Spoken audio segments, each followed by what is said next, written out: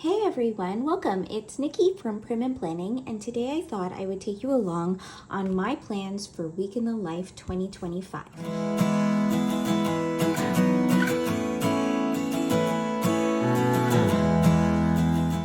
So, as you know, I was not creating for a few months this year. I had gotten pregnant in February, and honestly, I don't think I stepped into my craft room until July. I just wasn't feeling well, and it was just a rough beginning.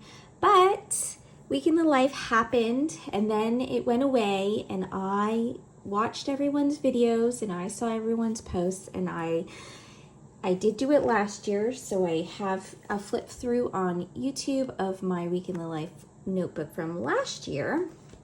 And I was just so inspired. It is a big project, but super important to me. And I really do love looking through last year's. So I ordered the journal and I'm going to just go ahead and do it in August. So I plan on doing Week in the Life next week.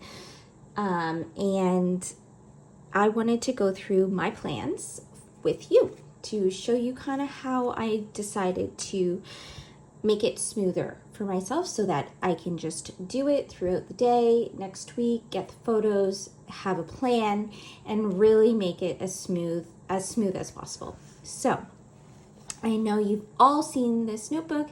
I know you've all seen the Week in the Lives that everybody else has done in April, I believe, but I wanted to take you along with my plan. So here we go. Okay.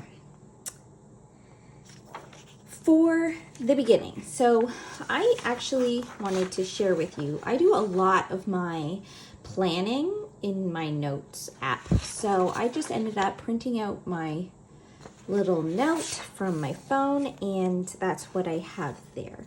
So this is my plan, guys. Okay, so on these pages here, I'm excited to use my giant date stamp from Heidi Swap. So I'm gonna stamp that. So that is plan number 1. Plan number 2 for the timeline. First of all, I have these transparencies here, or these vellums here, because these are from the last 2 story kits, or the first 2 rather, from Fun and Question and Answer. And I thought I'd like to add them in to the journal here in between the cover page and the timeline. So that is plan number 2. Plan number 3 is to kind of use this page similarly to last year. So let me just find a page for you here.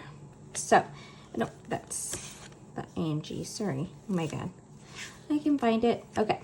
So here I plan to use washi to match the color and markers, and then just write it out simply. So that's for that page. This page here, I have that I am going to have one large photo and use embellishments from my stash.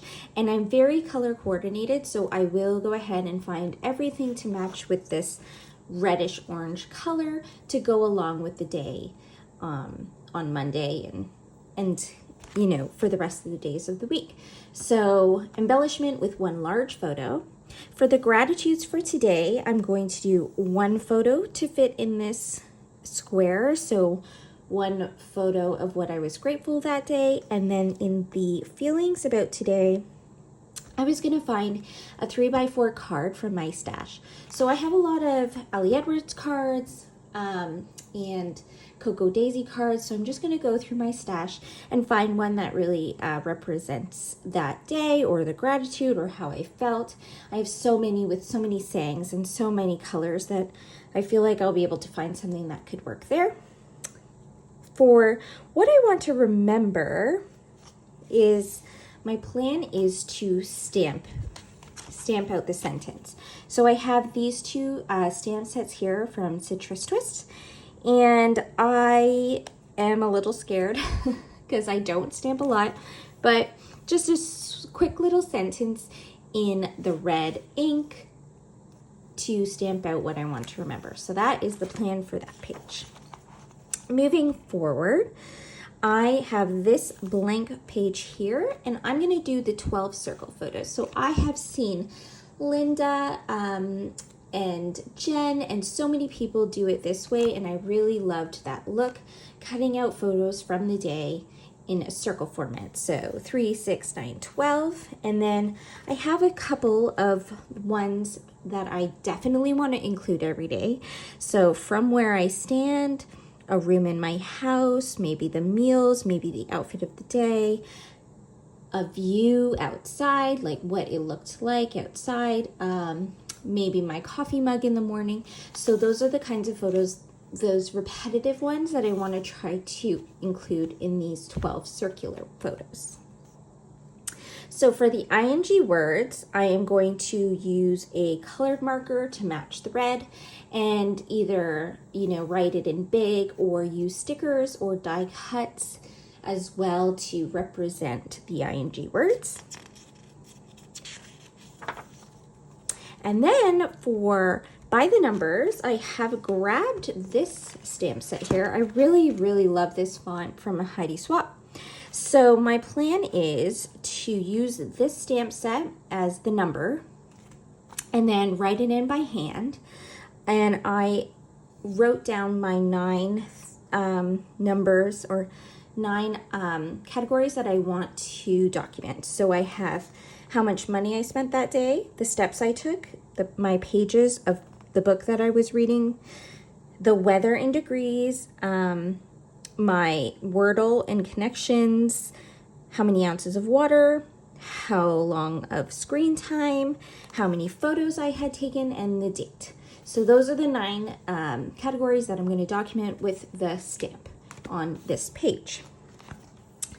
This page here, I plan to use a pattern paper. So again, so much in my stash from Coco Daisy, Rosie Studios, like Allie Edwards. I just have so much that I love the concept of following along with the color and getting something to coordinate with that day of the week. So pattern paper, and then four photos on top of the pattern paper, just squares or rectangles rather. And then this is kind of TBD.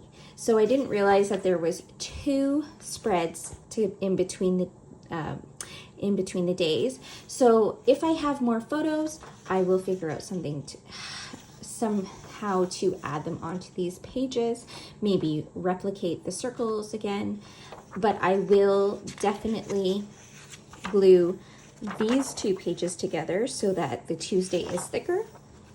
And if there's not enough photos, I'll just glue them both together. So that is my plan, and then we repeat. So on Tuesday, I'll try to find, the journal cards that are this yellow, and washi that's this yellow, and embellishments to go along with it. So that is how I plan to do this entire journal, and excited for it to be just as chunky as this one and document, a fun day or fun week in August.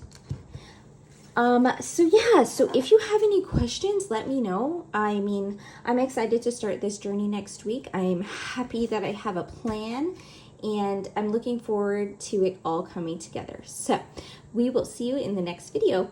Bye guys.